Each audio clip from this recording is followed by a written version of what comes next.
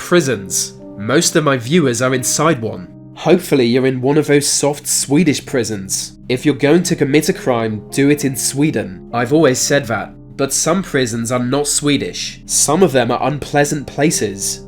Throughout history, there have been prisons whose notoriety spread far and wide. Their brutal treatment of inmates or physical conditions meant they were known by nicknames, like the Black Hole of Calcutta or the Devil's Island.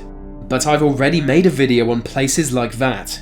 This time I want to look at one specific prison. It's a prison where conditions were more than adequate, and those inside were treated better than most. Yet despite this, many remember it as the most notorious prison in the world, thanks to the political situation surrounding it, elaborate conspiracy theories, and because for a long time it had just one prisoner.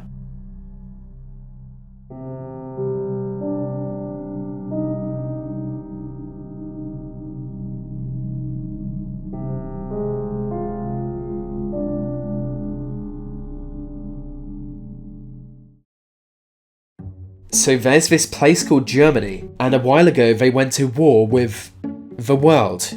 Long story short, it didn't go well. Germany found itself occupied by four major powers: America, France, Britain, and the USSR. They divided Germany into four zones that each of them were responsible for. France got the smallest zone. That's got nothing to do with this video, I just wanted to point it out. Berlin was deep within the Soviet zone, but as the capital of Germany, it too was divided into four zones. You might be wondering why I'm telling you this. It will soon become clear. Also, after the war, 22 high-ranking Nazis were put on trial. They were some of Germany's most powerful men during the war, but now they were accused of crimes against humanity. After 11 months of intense judgment through a legal grey zone, half of the men were sentenced to death, 3 were acquitted, and 7 were given hefty prison terms. But this verdict presented another challenge. Where exactly would those 7 men serve out their sentence? After all, they were no ordinary prisoners.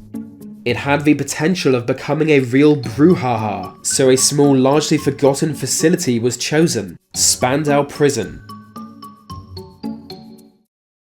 First built in 1876 as a military detention centre, Spandau was always notorious. Officially the subject of strict secrecy, rumours spread of inmates being tortured and sometimes even murdered.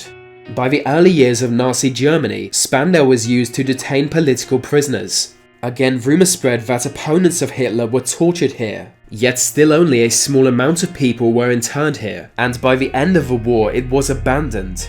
But now in 1947 it was chosen to house the 7 prisoners of Nuremberg. A prison large enough for 600 now held just 7 inmates. But like I said, they were no ordinary prisoners.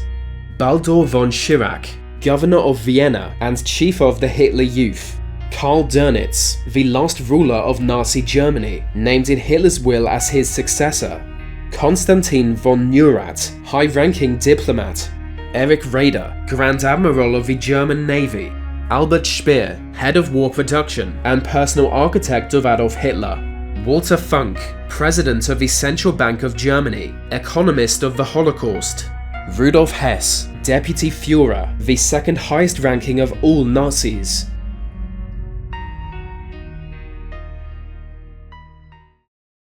Spandau Prison was located in the British sector of Berlin, but the prison itself was under a joint security agreement. The 4 powers each took turns guarding the prison, broken down into 3 months per shift, each ending with an elaborate changing of the guard ceremony.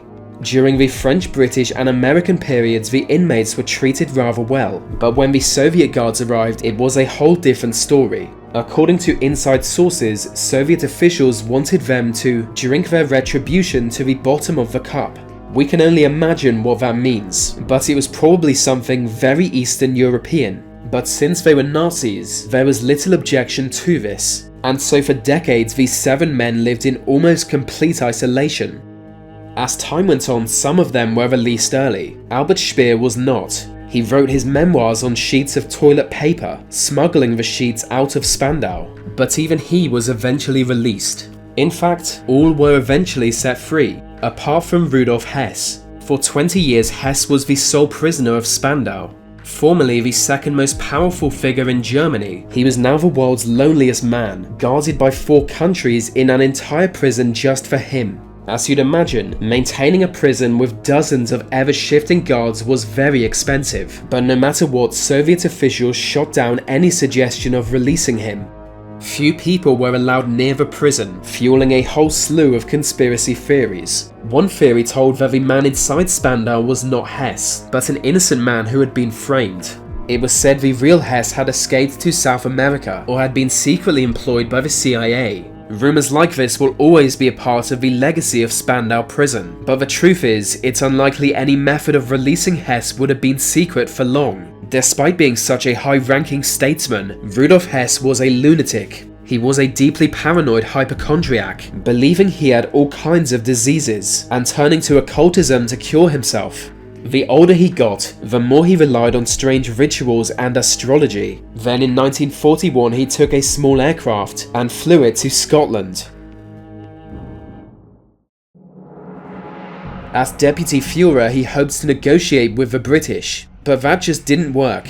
First of all, he ran out of fuel and had to parachute to the ground. Then he was captured by a Scottish farmer, who turned him over to police. British doctors believed he was a paranoid schizophrenic, so they just kept him as a prisoner. It's a pretty whimsical end to someone's career considering his job title was Deputy Führer of Nazi Germany. But to be fair, his name was Rudolf. How bad could he be?